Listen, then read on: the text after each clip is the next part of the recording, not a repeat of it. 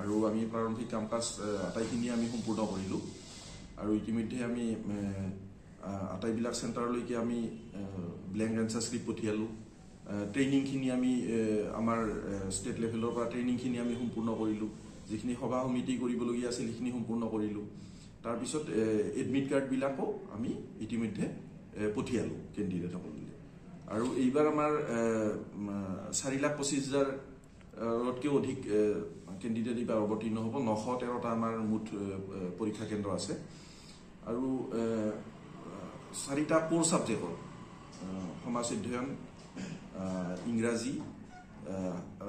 গণিত আৰু বিজ্ঞান এই 4টা বিষয়ত আমি মুঠ নম্বৰৰ 50% নম্বৰ আমি এইবাৰ OMR চিটত আমি হেৰি কৰিবলৈ মানে তেওঁলোকক উত্তৰ কৰাৰ ব্যৱস্থা কৰি দিবলৈ লৈছোঁ আৰু আপোনালোকে জানে যে যোৱা বৰ্ষতো যি আমাৰ HSLC পৰীক্ষা হৈ গ'ল তাতো আমি এই 4টা বিষয়ত 50% নম্বৰ আমি অবজেক্টিভ টাইপৰ প্ৰশ্ন আমি ৰাখিছিলোঁ 1 নম্বৰৰ প্ৰশ্ন আছিল এইবাৰো সেইবিলাক প্ৰশ্ন অবজেক্টিভ টাইপ থাকিব আৰু তাৰ উত্তৰখিনি বহিৰ হলনি এইবাৰ OMR চিটত কৰিব আৰু আমি এটা নতুনত্ব আনিছোঁ যে যিবিলাক এডমিট কাৰ্ড আমি ইছ্যু কৰিলোঁ তাতনো এই OMR চিটবিলাক কেনেধৰণে ব্যৱহাৰ কৰিব লাগিব তাৰ নিৰ্দেশনাটো এডমিট কাৰ্ডত প্ৰিণ্ট কৰি দিয়া আছে আৰু ইতিমধ্যে এই সম্পৰ্কে আমি এখন বহুদিন আগতে ভালেকেইমাহ আগতে আমি চেম্পুল OMR চিট এখন আমি উলিয়াই দিছোঁ আৰু আমি শুনি সুখী হৈছোঁ যে বহুতবিলাক জিলাই তেওঁলোকৰ হাফ ইয়াৰলি আৰু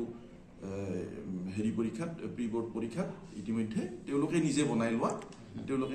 লোৱা OMR চিট তেওঁলোকে ব্যৱহাৰ কৰিছে গতিকে এইবাৰ ছাত্ৰ ছাত্ৰীসকলে ভাল পাব হেৰি কৰি উত্তৰ কৰি আৰু আমাৰ ইভালুৱেশ্যনৰ কাৰণে আমাৰ সুবিধাজনক হ'ব এই কথাটো তো এতিয়া প্ৰাৰম্ভিক কাম কাজ হিচাপত আমাৰ কিছুমান আমাৰ নিৰ্দেশনাবিলাক দিয়া এটা খুব জৰুৰী কথা থাকে সেই আটাইবিলাক নিৰ্দেশনা আমাৰ দিয়া হ'ল তাৰপিছত আটাইবিলাক অসমৰ আটাইকেইখন জিলাৰ শিক্ষা বিভাগৰ দায়িত্বত থকা অতিৰিক্ত উপায়ুক্ত আৰু ইনস্পেক্টৰ স্কুলসকলৰ লগত আমাৰ ইয়াত ষ্টাফ কলেজত আমাৰ যোৱা 17 জানুৱাৰী তাৰিখে আমাৰ সভা অনুষ্ঠিত হৈ গ'ল তাৰপিছত যোৱা 27 তাৰিখে অসমৰ আটাইবিলাকেই 913টা চেণ্টাৰ ইনচাৰ্জসকলৰ লগত আমাৰ জুম মিটিং হৈ গ'ল